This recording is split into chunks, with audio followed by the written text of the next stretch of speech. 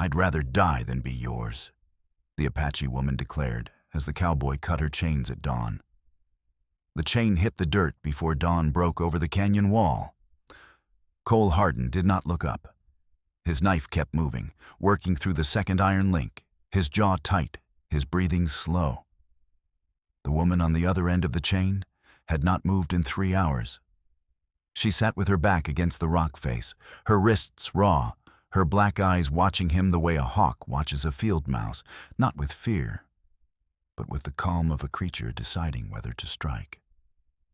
Her name was Nalin. She did not offer it. Cole had heard it once, from the man he had taken it from. That man was dead now. Cole had ridden 2 days through the canyon country of New Mexico territory to find the camp of Dutch Garner and his 6 men. He had not come for a fight. He had come for the deed to a water claim that Dutch had stolen from an old rancher named Cal Briggs, who was dying of fever in a town called Red Creek and had nobody left but Cole to speak for him. Cole had found the deed all right. He had also found the woman chained to a post in the back of the camp, like a piece of gear nobody wanted, but nobody was willing to leave behind. Dutch had not been reasonable about either thing. The fight had been short and ugly. 3 men were still breathing when Cole rode out. 3 were not. Dutch was among the ones who were not. And Cole carried a knife cut along his left ribs that had soaked through his shirt and dried stiff by the time he made the tree line. He had not planned to take the woman with him. She had looked at him when he walked past her, and she had not asked for anything. She had not made a sound. She had simply looked at him with those hawk eyes, and Cole had stopped walking. And then he had not started again until he crouched beside her and started working on the chain. Now the second link gave way with a dull snap, and the chain fell loose, and Nalin pulled her wrists to her chest and held them there. She did not stand. She watched Cole fold his knife and stand and look down at her, and she waited. He said, "There are 3 men back there who may still ride. We need to move." She said nothing. Cole picked up the chain and threw it into the brush, as if the ground had no right to hold it. Then he walked to where his horse, a dark roan named Creek, stood tied to a juniper. He checked the cinch, checked the water bag, and turned back. Nalin was standing now. She had not made a sound doing it. She stood straight, her torn dress covered in the red dust of the canyon, her dark hair loose and tangled, and she looked at Cole the way she had been looking at him all night, measuring something that had no name yet. Cole said, "I have a 2nd horse, if you want it. 1/4 mile east, where I left it before I came in." She said, "I know where it is. I heard you come in." Cole nodded. "Then you know I did not come in loud." "You came in loud enough," she said. It was not a compliment. It was not an insult either. It was a fact delivered flat, the way a stone lands. They walked east through the gray pre-dawn, the canyon still dark enough that the rocks looked like standing men. Creek followed without being led, his hooves careful on the loose shale. Nalin walked behind Cole and slightly to his left. And 3 times he heard her step pause where he had not heard anything. And 3 times he waited without turning, and 3 times she moved again. The 2nd horse was a buckskin mare that Cole had borrowed from a stable in Red Creek and promised to return in 5 days. Nalin walked to the mare and put both hands flat on the animal's neck, and the mare went still under her hands, the way horses went still for people they recognized as something older than fear. Nalin swung up without a saddle, without a word, without asking if the horse was hers to take. Cole got up on Creek, and they rode east as the sky went from black to the dark blue that comes just before the color arrives. After a mile, Nalin said, "Where are you taking me?" Cole said, "I am not taking you anywhere. I am riding east. You can ride wherever you want." She was quiet for a long time. Then she said, "You ride east, and you will ride into Red Creek." That is where I am going. That is a town that does not want my kind. Cole said, most towns do not want my kind either. She looked at him sideways. What kind are you? The kind that rides in and causes trouble and leaves before anyone figures out how to thank him. She did not smile, but the line of her mouth shifted by 1 degree, and Cole noticed it. And he looked away at the ridgeline before she noticed him noticing. They rode on. The sun came up hard and orange over the eastern mesa, throwing long shadows behind them. Somewhere back in the canyon, a coyote called once and went quiet. Nalin said, "Those 3 men who are still breathing, they will ride." "They will," Cole agreed. Nura and Dutch Garner had friends in 2 other camps. I expect he did. So we are being followed by men who want us dead. And you are riding toward a town that will not welcome either of us, carrying a deed to a water claim that is worth killing over. She paused. And you think this is a good plan? Cole thought about it for a genuine moment. Then he said, I have had worse. Nalin looked straight ahead at the mesa, and the morning light came across her face, and Cole did not look at her directly, the same way you do not look directly at the sun. Not because it would hurt you, but because some things demand a different kind of attention. She had been chained for at least 4 days, by his estimate. She had not eaten, she had not slept, or if she had slept with her eyes open. And she sat that horse like she had been born on it and would die on it, calm and tall and unbothered by any of it. Cole had met hard people in his life, the kind that life had hammered down until only the core was left, clean and bright and unbreakable. Nalin was that kind. He could see it in the way she breathed, in the way she watched the ridgeline, in the way she had not once, shown anything that looked like relief at being free. Not relief, something else. Something that looked, if you squinted right, like the beginning of a new problem. They were 2 miles from Red Creek when Nalin pulled the buckskin to a stop on the ridge above town, and Cole stopped beside her, and they looked down at the cluster of wood buildings in the flat below. Heat already coming off the dirt streets, on a few horses tied outside the saloon even at this hour. Nalin said, I will not go into that town.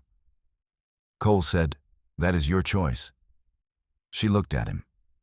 But you will. I have a deed to deliver and a dying man who is waiting on it. And you think that dying man is more important than the 3 men behind us who will ride into that town and start talking to the friends Dutch Garner kept there? Cole said, I think a man who is dying deserves to die knowing the thing he built is safe. Nalin stared at him for a long moment. The wind came across the ridge and moved her hair across her face, and she did not push it away.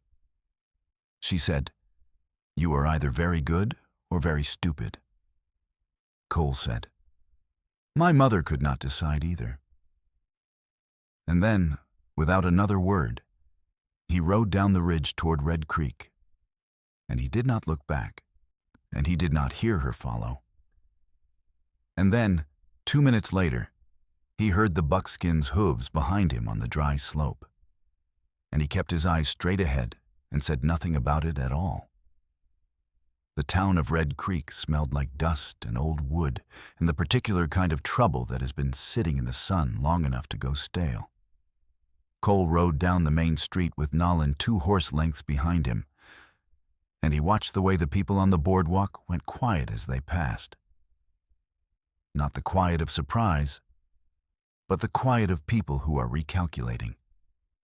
A man in front of the general store stopped sweeping. A woman pulling a child by the hand crossed to the other side of the street. 2 men sitting outside the saloon looked at Nalin the way men look at something they want to make a decision about before anyone tells them not to. Cole did not slow down. He tied Creek outside the doctor's office, a narrow building at the end of the street with a painted sign that had mostly flaked off, and he went inside without knocking. Nalin stayed outside, and he did not tell her to, and he did not tell her not to. The doctor, a thin man named Eli Park, was sitting at his desk looking at a ledger that was full of names and dates and numbers that added up to a town full of people who owed him money they did not have. He looked up at Cole without warmth, but without hostility either, which in Red Creek counted as a warm greeting. Cole said, "Cal Briggs." Eli Park said, "Still alive." "Barely." He paused. "You find what he sent you for?" Cole took the deed from his inside pocket and set it on the desk. Eli Park looked at it without touching it. "Dutch Garner let you walk out with that." Cole said, "Dutch Garner did not have a lot to say about it by the end." Eli Park picked up the deed and looked it over. Then he set it down again and rubbed his eyes. "You know what this is going to start. Dutch has got men in this town, in 3 towns. "I know." "And you rode in anyway, with her." He said it without looking out the window, which meant he had already seen Nalin through the glass before Cole sat down. Cole said, "She is free to go where she wants." "Not in this town, she is not." Cole looked at the doctor for a long moment. Then he said, "I would like to see Cal Briggs." Eli Park stood and led him down a short hall to a back room that smelled of medicine and dry heat. Cal Briggs lay in a narrow bed against the wall, a man in his 60s who had been large once and was now the shape of a man someone had let the air out of, small under the blanket, his face gray and loose. But his eyes were open, and they were sharp, and when Cole set the deed on the blanket beside his hand, Cal Briggs looked at it for a long time without speaking. Then he said, "You got it."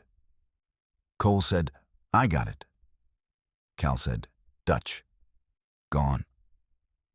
Cal closed his eyes. His hand moved and rested on the deed, not gripping it, just covering it. The way a man covers something he is not afraid of losing anymore. Cole stood there in the quiet room and listened to the old man breathe. And outside the window the street was already making noise again. And somewhere in that noise was the sound of a horse and 2 men talking. And Cole recognized the register of it. The particular low and pointed tone of men deciding something. He walked back out through the office. Eli Park was still at his desk. Cole said, "Is there a back door?" Eli Park said, "Why?" Cole said, "Because in about 4 minutes, 2 men who rode in behind me are going to come through the front door, and I would rather have the conversation with them outside." Eli Park said, "There is a back door, and a fence, and then the livery, and then the alley behind the saloon." He paused. "I would not go through the alley behind the saloon." Cole went out the back. Nalin was already there. He stopped. She was standing at the corner of the fence, the buckskin tied to a post, her arms crossed, watching the alley that ran along the back of the buildings. She did not look surprised to see him. She did not look like she had been waiting. She looked like she had simply made the calculation before he did and arrived at the same answer. Cole said, "How did you know I would come out the back?" She said, "Because you are not stupid." Cole almost smiled. "I thought you had not decided yet." "I decided in the last 10 minutes," she said flatly. Then she nodded down the alley. 2 men. They came in from the South Road. They split up at the saloon. One went to the front of the doctor's office. One went around. Cole said, "The one who went around is at the end of this alley." Cole looked at the alley. It was narrow and shadowed, the kind of place where the sun only hit the middle for about an hour a day, and the rest of the time it was the color of old iron. He said, We need to be out of this town before the one in front figures out I left through the back." Nalin said, "We need to be out of this town before the 3 behind us arrive, which will be before noon, She untied the buckskin. I know a way through the canyon that does not touch any road. Cole looked at her. You know this country. She looked back at him. This is my country. There was nothing to argue with in that. So Cole untied Creek and led him toward the far end of the alley, moving slow and close to the fence.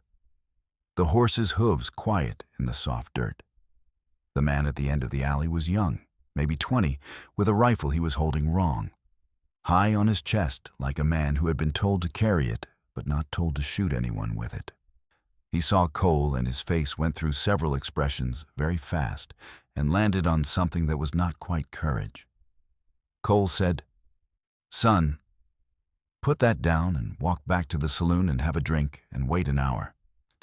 That is the only thing that happens next that ends well for you." The young man looked at Nalin. Then he looked at Cole. Then he looked at the rifle like it had become something he did not recognize. He stepped aside.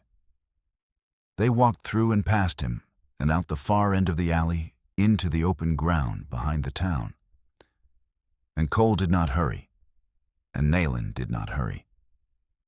And when they were 200 yards out and in the open scrub, Nalin turned north without a word, and Cole followed, because she had said it was her country, and he believed her. Behind them, from the direction of the doctor's office, a door banged open. No, a man's voice called out. Another voice answered. Then they were out of earshot, moving through the brush at a pace that covered ground without announcing it. And Red Creek disappeared behind the first ridge like it had never been there at all. They rode in silence for a long time. The land opened up around them, wide and pale and very old. The kind of landscape that does not care about any of the small decisions happening inside it. After a while, Nalin said, "The man you freed that deed for, will he live?" Cole said, "Eli Park did not think so." "Then why does it matter that he dies knowing the claim is safe?" Cole said, "Because it mattered to him. And things that matter to people, they do not stop mattering just because nobody else can see why." Nalin rode with that for a while. Then she said, "Dutch Garner had that deed for 3 weeks. I was in that camp for 4 days. The others, the ones he brought before me, he kept for longer." She said it the way you describe terrain, flat and accurate, with no invitation to respond. "I want you to know I am telling you this so you understand the situation we are in, not because I want your sympathy." Cole said, "I understand." She said, "Do you?" He said, "Dutch had friends in other camps. Those friends will know what happened. They will know I had help, even if they do not know what kind. That means every person connected to Dutch Garner is a threat to both of us until we are far enough away that we stop being worth the trouble." Nalin said, "And the deed." Cole said, "The deed is in Red Creek. The deed is done." She nodded. So now we are just 2 people being hunted in open country with no destination." Cole said, "I have a destination." She looked at him. He said, "A ranch about 60 miles north of here. Belongs to a man named Ward Finn, who owes me a favor and keeps his word. The kind of place where nobody comes looking without a very good reason, and where the reason has to outweigh the man holding the property." Nalin considered this. "And you think Ward Finn will welcome me?" Cole said, "I think Ward Finn will do what I ask, and I will ask him to." She looked at him for another moment. Then she looked ahead at the canyon mouth they were approaching, the red walls rising on both sides, narrow and cool. She said, "I will ride with you to this place. I will not stay there. Thanks, and I will not belong to whatever arrangement you are putting together in your head." Cole said, "I am not putting together any arrangement." She said, "Men always are." Cole said nothing to that, because there was nothing fair to say, and he knew it. They entered the canyon, and the walls closed around them, and the sound of the open land fell away, replaced by the close echo of hoofbeats and the dry whisper of something moving in the rocks above. Nalin did not tense. She tilted her head, listening. And then she relaxed, and Cole filed that away. She knew the difference between a threat and the land talking to itself. That was something. 60 miles was a long way in this country. A lot could happen in 60 miles. They came out of the canyon 2 hours later into a long valley full of yellow grass and the sharp smell of juniper in the heat. The shadows were short, which meant it was close to noon, which meant the 3 riders behind them had had time to reach Red Creek and learn what they needed to learn. Cole stopped Creek at the valley's edge and turned to look back at the canyon mouth. Nothing moved in the dark slot of it. Not yet. Nalin pulled up beside him and looked back as well. She said, "They will not ride through the canyon the same way we did. They know this country too." Cole said, "Then they go around. The around way adds 4 hours. Then we have 4 hours." Nalin said, "Or 2 hours if they split up and 1 comes through and 2 go around." Cole said, "You think like a tactician." Nalin said, "I think like someone who has spent her life being hunted." She said it without bitterness. Pure information, like telling him the temperature or the direction of the wind. Cole moved Creek forward into the valley, and Nalin kept pace, and the grass bent around the horse's legs, and somewhere in the far trees a hawk called twice and stopped. Ward Finn's ranch was 60 miles north, and the sun was directly overhead, and there were men behind them who wanted at least one of them dead. And Nylon was riding beside Cole with her eyes on the tree line, like she was reading a sentence the land had written just for her. Cole had been in worse country with worse odds. He had never done it beside someone he trusted less and relied on more in the space of a single morning. He was not sure what to make of that.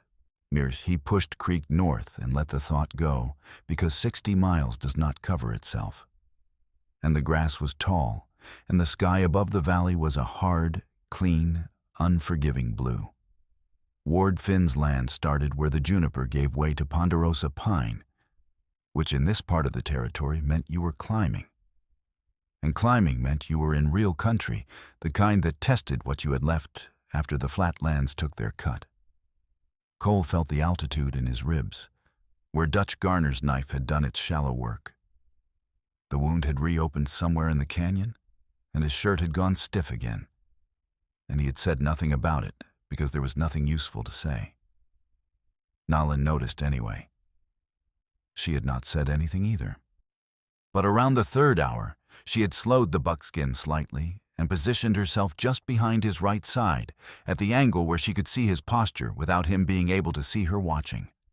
Cole let her do it, because refusing the help was a kind of vanity he could not afford right now. And because Nalin was the kind of person who did not offer help. She simply provided it, without fanfare, without asking permission. It was a form of respect, actually. The kind that did not need to announce itself. By the time the ranch came into view below the tree line, a main house, a long barn, a bunkhouse, 3 corrals, all of it built tight and squared, like a man who did not trust the land to do anything for you that you did not nail down yourself. The sun was 2 hours from setting, and Cole was riding careful. The way you ride when moving is costing you something. Ward Finn was standing on the porch when they came down the last slope.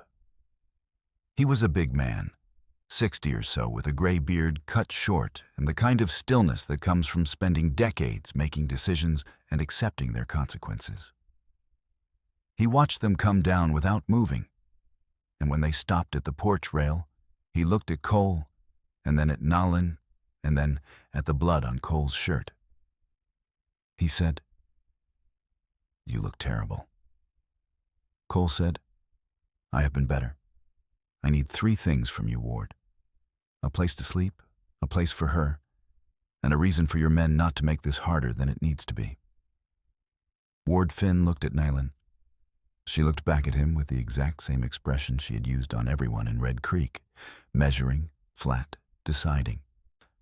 Ward Finn looked at her for 5 seconds, and then he said to Cole, "She eat." Cole said, "Not since before I found her." Ward said, "Get inside." And he walked back through the door without waiting for a response, which from Ward Finn was an invitation and a welcome, and everything else you needed. Nylon tied the buckskin to the rail. She did not look at Cole. She looked at the ranch, at the corrals, at the men coming out of the barn to look at them, and she held very still while they looked. And she let them finish, and then she walked up the porch steps and through the door, and the men in the yard said nothing. Cole followed her in. The inside of the house was plain and clean, a long table, a fireplace, a shelf of books that had been read so many times their spines were white. Ward's wife, a quiet woman named Ruth, was already at the stove, and she put food on the table without being asked. And she looked at Nylon once with an expression that had nothing political in it. Just the look of a woman reading the face of another woman who has been through something hard. And then Ruth went back to the stove, and that was that. Nylon sat at the table and ate slowly, the way people eat when they do not trust the food to keep coming. Cole sat across from her and ate faster and drank 2 cups of water and felt the room steady around him. Ward sat at the head of the table and said, "Dutch Garner." Cole said, "Dead." Ward was quiet. Then he said, "His people will come here." Cole said, "His people will come to the last place they tracked us, which is the south edge of your land. After that, they are guessing." He paused. "I am asking for 3 days, Ward. 3 days, and then we are gone. And this stops being your problem." Ward looked at Nylon. He said, "You have a place to go. After." It was not a question exactly. It was the kind of thing a man says when he already suspects the answer is complicated and is offering the person a chance to say so. Nylon looked at Ward Finn without flinching. She said, "I have a place, yes." It was the first time she had said anything that sounded like a destination, and Cole heard it and noted it and did not ask. Ward said, "You sleep here. You are not prisoners. You are guests, and my men will treat you accordingly. In the morning we talk about the road you are taking north." He stood. "Ruth will show you where." Ruth led Nylon to a room at the back of the house and Cole to a room above the barn, and neither of them argued about the arrangements. Then the night came down over Ward Finn's ranch, hard and quiet, the pines cutting the wind to almost nothing, the stars extraordinary in the thin mountain air. Cole sat on the edge of the cot and unwrapped his ribs and looked at the knife cut in the lamplight. It was clean, at least, shallow, the kind of thing you could walk away from if you gave it 2 or 3 days. He wrapped it again with strips from an old shirt Ruth had left folded on the end of the cot, tying the knot tight with his teeth. Through the barn wall he could hear the horses settling, creek blowing softly, the buckskin quiet. He lay back and looked at the ceiling and thought about Nylon saying, "I have a place." In the same tone she said everything, flat, certain, belonging to no one. He thought about the 3 men who were still somewhere behind them, and Dutch Garner's friends in 2 other camps, and the deed sitting in Eli Park's office in Red Creek, and Carl Briggs with his hand resting on it in the gray quiet of the back room. He thought about 60 miles covered in one day, with a wound in his ribs, and a woman who had refused his help at every possible moment, while somehow making him more effective at every turn. He thought, This is not over. Then he thought, no, but the worst parts might be. Then he stopped thinking and slept, hard and without dreams, the way you sleep when the body simply takes over and the mind has no vote. The morning came in cold off the pines, the kind of cold that had teeth even in early summer, and Cole was standing at the corral rail with coffee before the sun had fully cleared the ridge. Ward Finn came out at the same time, the way men who have lived hard lives wake without being called, and they stood together in the cold, looking at the horses. Ward said, "Two men came to the south fence at first light. My man Floyd turned them back." Cole said, "Turn them back how?" Ward said, "The polite way first, then the other way." He drank his coffee. They were not Dutch Garner's top men. They were the kind you send to find something out before you send the real people. Cole said, "So the real people are coming?" Ward said, 2 days, maybe less if they are motivated. Cole said, "Then we need to move today." Ward nodded. "I pulled a map last night.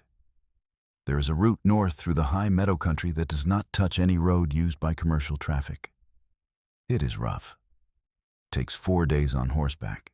It comes out at a trading post near the Colorado line where you could disappear in either direction." He handed Cole a folded paper. I drew it. Cole took it. Then he said, "Nolan said she has a place." Ward said, "She told Ruth last night. Her mother's people are north of the Colorado line in the Mesa country, 3-4 days from the trading post if she knows the land." Cole looked at the paper. "How far is that route from Dutch Garner's country?" Ward said, "Far enough, provided nobody talks." Cole said, "Nobody here will talk." Ward looked at him steadily. "No," he said, "nobody here will." Nolan came out of the house at that moment, and she walked straight to the buckskin and checked the mare over, feet and legs and mouth. The way you check a horse before hard country, not trusting anyone else to have done it right. And then she looked across the corral at Cole and Ward and said nothing, just waited. Cole said to Ward, "I owe you." Ward said, "You owed me before this. Now you owe me more." He said it without resentment, like accounting. "Come back when it is quiet, and we will settle it." They saddled up and rode north out of the ranch yard while the shadows were still long. Ward's men watching from the fence and the barn door, quiet and steady. The way men watch a thing they understand and do not need to comment on. The high meadow country opened up above the ranch like a different world, green and cold and enormously still. The kind of landscape that made everything that had happened in the canyon seem like a story told about a different life. Nolan rode ahead here, and because it was the country she knew, and Cole could see that in every decision she made. The path she chose through the meadow, the tree line she kept on the left, the small seasonal creeks she crossed without hesitating. Cole followed and watched and said nothing. Around mid-morning, she stopped at the edge of a long slope above a wide valley and looked north, and Cole pulled up beside her, and for a while they just looked at the country. All that open distance, the mountains in the far north, catching the late light and throwing it back white. Nolan said, "If we ride hard, we can make the first high camp by dark." Cole said, "Then we ride hard?" She looked at him. The hawk look, the measuring look. Then something in it changed, or did not change so much as opened slightly, like a door not swinging wide but moving back an inch. She said, "The man in Red Creek, the dying one." Cole said, "Cal." She said, "Did he have family before?" Cole said, "A wife, years back. A son who left when he was 16 and never came back." Nolan was quiet. Then she said, "That is a hard kind of death. To die holding a thing with no one to pass it to." Cole said, He had me. Nalin looked at him for a long moment. Then she turned the buckskin north and rode, and Cole followed, and the valley below them fell away into the distance, and the mountains came closer by degrees, patient and enormous and entirely unconcerned with any of it. That was the last quiet day for a while. They heard the riders at midday on the second day, coming up from the south along the tree line, moving fast and not trying to hide the noise. 3 horses, maybe 4, and Cole counted the sound in his chest the way you count trouble. Not with surprise, but with the flat attention of someone updating a plan they hoped not to need. Nalin had heard them 20 seconds before he had. She was already off the trail and into the tree line, dismounted, the buckskin standing absolutely still behind a fall of dead wood. Cole pulled Creek in beside her and stepped down and stood with his hand on the horse's neck. And they waited. The riders came past below them on the open slope, 4 men moving at a canter, heads turning left and right the way men move when they are tracking something they have not found yet. Cole recognized 2 of them from the camp, where he had found the deed and found Nalin. Lean men, riding with the kind of purpose that had a specific ending in mind. They passed without stopping, and the sound of them faded north, and then came back different. They were quartering, sweeping wide the way you do when you have lost a track and are trying to pick it up. Cole said low, "They are ahead of us now." Nalin said, "They took the road. We did not. They got ahead, but they do not know exactly where we are, which means they will sweep east." She paused. "If we cut west, across the high ridge, it adds half a day, but it puts us on the other side of the drainage from where they are looking." Cole said, "West it is." She was already moving, leading the buckskin deeper into the trees. And Cole followed. And behind them, the 4 riders made wide circles in the open meadow below, not finding anything, not knowing how close they had been. The west ridge was steep, and the horses worked hard on it, blowing and laboring, and hooves slipping once or twice on loose rock before finding purchase. Nalin went up it without hesitating, picking the line with an assurance that was not bravado. It was the sureness of someone who had crossed this ridge before, who carried the land's layout the way most people carry the layout of a room they grew up in. At the top, the wind hit them full, cold and steady, and they looked back south and could see the 4 riders below and far away, very small against the wide pale meadow. Nalin watched them. Cole watched her watching them. She said, "They will camp tonight and move again at first light." Cole said, "We can be at the trading post by tomorrow evening if the weather holds." Nalin said, "On the weather will hold." She said it the way she said everything, not with hope or optimism, but with the authority of someone who had read enough skies to know what this one meant. They went down the west side of the ridge into a narrow drainage full of aspen, the white trunks bright in the afternoon light, the leaves making their dry, constant rattle in the wind. And Cole thought, 3 days ago she was chained to a post, and now she is leading me through country that belongs to her in every way that matters. He thought about what that meant. He thought about the chain in the dirt, and how she had pulled her wrists to her chest and held them, and how she had not said thank you and had not needed to, because gratitude was not the relationship they were in. What were they in?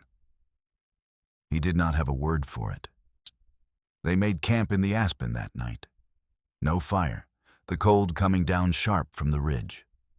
Nalin sat against an aspen tree with her knees drawn up and her eyes open, and Cole sat across from her and did the same.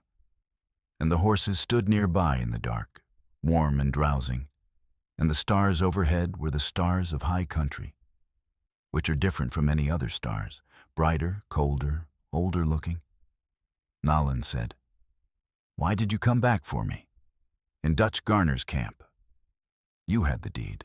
You could have walked out." Cole said, I could not. She said, why? He thought about that for a while.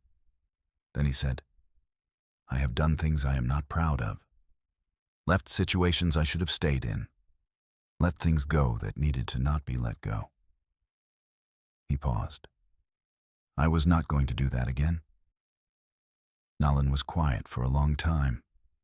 Then she said, that is not an answer about me. That is an answer about you. Cole said, yes. She looked at the stars for a while. Then she said, fair. They sat in the silence of the high country, which is not really silence, but is so full of small sounds, wind, animals, the creak of cooling wood, that it has the quality of quiet. And after a while, Nalin's breathing changed, and Cole knew she had finally, after what must have been 5 or 6 days, let herself sleep. He stayed awake and watched the dark and listened to the trees. And somewhere in the second hour, he heard the far-off sound of a horse. One of the 4 riders, quartering north, still looking. And he sat very still, and the sound grew, and then diminished, and then was gone. Close, close enough. He shifted his position and kept his eyes on the south end of the drainage. And the night moved around him like water around a rock, steady and purposeful and entirely indifferent to anything he wanted from it. They came down out of the high country on the 4th morning into a wide brown flat with the trading post at its center. A low building of rough timber with a corral and a water trough and 2 wagons parked outside that looked like they had been parked there long enough to belong to the landscape. There was smoke from the chimney, which meant warmth and food. And Cole could feel Creek wanting to move faster the way horses feel warmth from a distance. And he let the horse have a little more rein. Nalin did not speed up. She was looking north, past the trading post, to where the mesa country started its rise. Red and enormous and familiar. Cole understood now, and in the way a thing is familiar to someone who was made by it. He said, how far? She said, 3 days, maybe less. There is a canyon pass my father's brother showed me when I was a child. I can find it. Cole said, will your people be there? In the mesa country. Nalin said, some of them. Enough. She paused. They have moved before. They will move again. But some of them will be there. Cole said, then you are close to home. She looked at him at that, and there was something in the look that was not soft exactly, but that was different.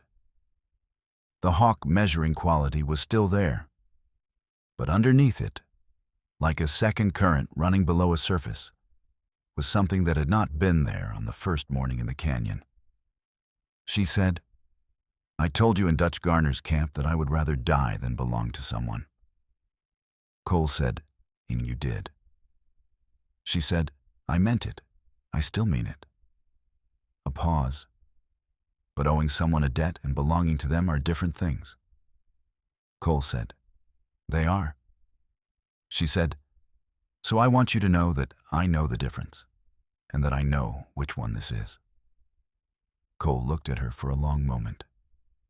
The light was early and flat, and it caught the dust on her face and the places where the past 4 days had left their marks. And she sat the buckskin with her back straight and her eyes clear, and she looked not beautiful in any simple way, but in the way things are beautiful when they have been tested hard and come through whole, which is a different kind of beauty, the kind that has weight to it. He said, when you get to your people, will you be all right? She said, I have always been all right. That was never the question. Cole nodded. He stopped Creek at the trading post rail and dismounted and looked back the way they had come, the long slope of the high country pale and enormous in the morning light. And somewhere back in it, 4 men who had spent 4 days looking for them and had not found what they were looking for. He tied Creek and went to the water trough and let the horse drink. And when he straightened up, Nalin was beside him, and she held out her hand, and in her palm were 2 small river stones, smooth and dark, the kind you find in high country drainages. She said, "My people leave these when they pass through, so others know who came this way." He looked at the stones. Then he looked at her. She said, "I found them on the ridge 2 days ago. It means my mother's cousin came through here not long before us." She paused, "And it means I'm not going back to nothing." Cole said, "Good." She put the stones back in her pocket and looked at the trading post door. Then she looked at Cole. "You're going back south?" Cole said, "I have things to finish." She said, "Dutch Garner's friends." Cole said, "Among others." She said, "That is a dangerous road." Cole said, "Yes." Nalin looked at him for a long time with the hawk eyes and the second current running under them, and then she said, "You should take the eastern pass when you go south. It is longer, but it does not go through the canyon where they will be waiting." Cole said, "I know the canyon." She said, "You do not know it the way I know it. They will have a man on the second ledge from the top, on the north wall, where the overhang makes a shelf. That is where I would put a man." She held his gaze. "Yes, take the eastern pass." Cole was quiet. Then he said, "Thank you." Nalin said, "Do not thank me. I told you because it is information, and information should not go to waste just because a man is too proud to use it." But she did not look away, and Cole did not look away. And the morning light was long and clean over the brown flat. And somewhere in the mesa country to the north, the rock was already warming, the way old things warm slowly and hold the heat for a long time. Cole said, "If you ever need..." Nalin said, "I know where Ward Finn's ranch is." Cole said, "Ward would want to know that." She said, "Ward already knows. Ruth and I spoke at some length." The corner of her mouth moved that single degree. Ruth is a practical woman. Cole laughed. It was the first time in 4 days, and it surprised him. The way it came up without preparation, honest and sudden, and Nalin watched it with something in her expression that was not quite a smile, but was the shape of one, held in reserve. She turned the buckskin north. She did not say goodbye. That was not what you said when the thing was not finished, when it was simply going into a different chapter, when the debt and the road and the sharp country had made a connection that did not require a ceremony to be real. She rode north toward the mesa country, and Cole watched her go the way he had watched the hawk call from the valley 2 days before.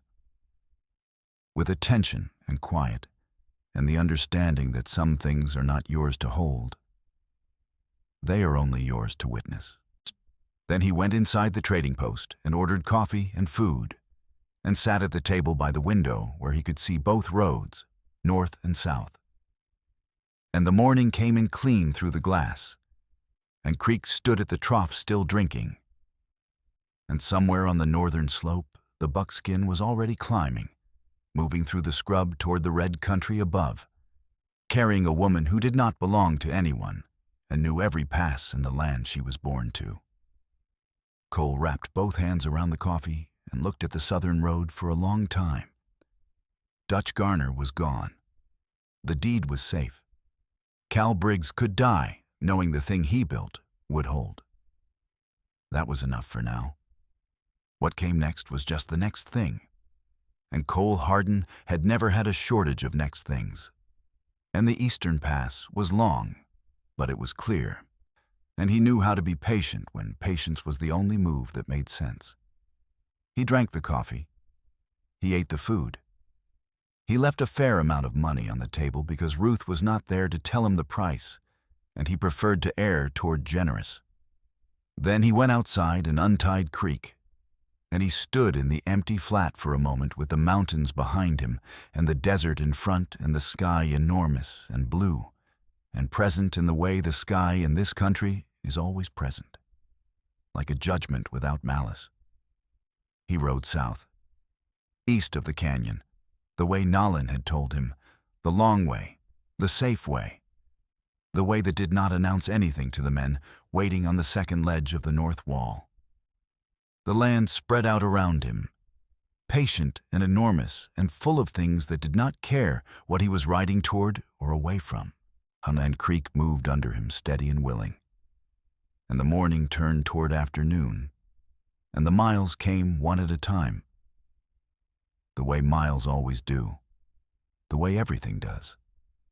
One piece at a time, and then one more, and then one more after that, until you look back and see how far the beginning is from where you are standing now. Cole Hardin rode south into the desert and did not look back, because looking back was a kind of wish, and wishes were for men who had run out of road. He had not run out of road. Not yet.